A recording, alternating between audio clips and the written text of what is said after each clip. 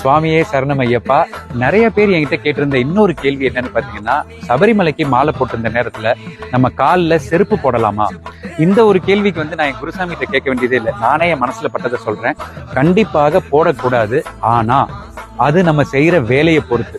இப்போ நான் நடிக்க வந்திருக்கேன். எல்லாமே நான் என்ன வச்சே சொல்லிடுறேன், அது ரொம்ப சேஃபா போயிடும். இப்போ நான் நடிக்க வந்திருக்கேன், இந்த இடத்துல நான் செருப்பு போடல.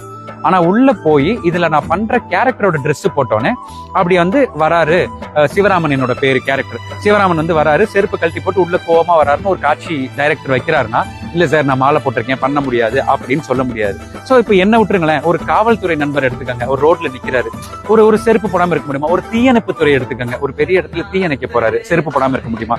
சோ செய்யற தொழிலை பொறுத்து தான் இதை நம்ம செட் பண்ணிக்கணுமே தவிர எல்லா நேரங்கள்லயும் செருப்பு போடாம நம்ம தொழிலுக்கு எப்போ ரொம்ப தேவையோ அந்த நேரங்கள்ல மட்டும் செருப்பு போடலாம் சுவாமி. இது என் மனசுல பட்ட விஷயம், நான் உங்களுக்கு சொல்லியிருக்கேன். ஏதாவது தவறுதா இருந்தா எனக்கு நீங்க கீழே கமெண்ட்ஸ்ல சொல்லுங்க. சுவாமியே சரணம் ஐயப்பா.